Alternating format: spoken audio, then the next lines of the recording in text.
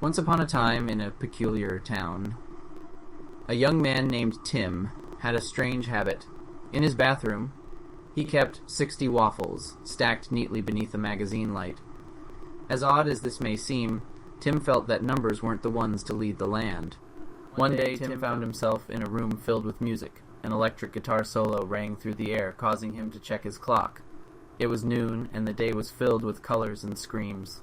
A vocalist performed passionately on stage, giving it a 100%.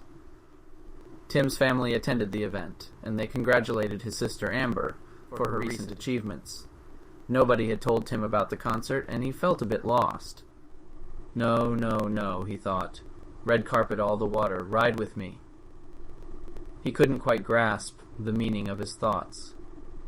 It was as if a bee buzzed in his mind, yet there was no bee. As the concert ended, Tim decided to visit a skate park. He heard the familiar noises of wheels on concrete and the occasional, "Ow, my knee!" He then ventured to a bowling alley, where he heard the sound of bowling balls crashing into pins and someone exclaiming, "Ow, my knee!" again. He couldn't shake the feeling that something suspicious was going on. Every time he went somewhere, he heard the same noises followed by someone complaining about their knee. And then, as if to confirm his suspicion, he heard the iconic Roblox death noise and once again, "Ow, my knee!" Feeling lost and confused, Tim tried to rise above the strangeness and focus on his soul. He realized it was a long way down, both physically and metaphorically. He overheard someone shouting, "Somebody shoot her, she has my tongue." It sounded like a desperate plea for help, but Tim couldn't do anything about it. All he wanted was a cat, a skate park cat. The skate park man looked wild, and Tim could sense that he wasn't welcome. The man yelled at him to leave, and Tim realized that he didn't use social media often enough to have any backup. In this situation, people who chose to engage in social media seemed uncomfortable to Tim. He remembered a phrase he'd seen online. "Cowda! Do you even work out, bro, to Endel?" It made him think of a pine tree in the corner, always watching and being very prickly. Sometimes there would even be a baby in the tree. He told himself he liked the pine tree, but deep down he knew it was a lie. Tim decided to leave the skate park and slip right out of the door.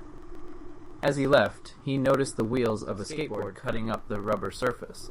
An impressive guitar solo played in his head, and he imagined the skate park man going side to side.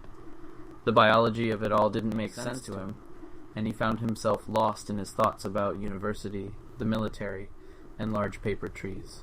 Suddenly there were 2 of them, and he heard screams. "You know that, right, Lucy?" Tim asked his imaginary friend, who had never liked the large paper trees. Tim's mind was a whirlwind of thoughts and memories. He recalled a time when he was rejected and forced to eat apples or drink apple juice.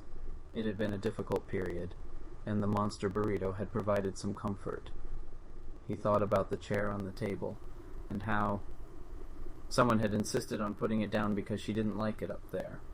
A laugh track played in his mind as he noticed the thermostat was set at 69 degrees. He couldn't help but chuckle at the juvenile humor. Tim remembered someone who didn't like the temperature either, often yelling about it. He didn't like it when that person yelled, but there were no excuses for being late or not getting along. Tim had always promised to be as tasty as possible through thick and thin. However, Tim's priorities didn't always line up with those around him. He recalled the stickmen fighting, and the bizarre fact that 7/16 of his father was apple juice. He felt an odd connection to inanimate objects, like the fire exit that seemed to hate him.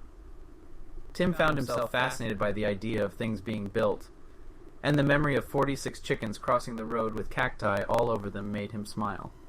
It had indeed been a weird hour to be alive.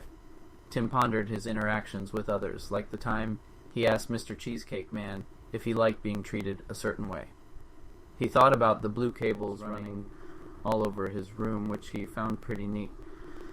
And he couldn't forget the white cables, the hatred for the basketball picture, and the disdain for agriculture. Tim wondered why others seemed to hate him, and all he wanted was to stay up there, away from the heat and lack of central air conditioning. In his imagination, Tim tried to fly, but his wings made of antimatter instantly reacted with the surrounding air, causing him to fall. It wasn't a long fall, as he had been eating burritos at the time. He remembered encountering someone rude, who the Cheez-Its had rejected, casting them into a pen where they became crunchy.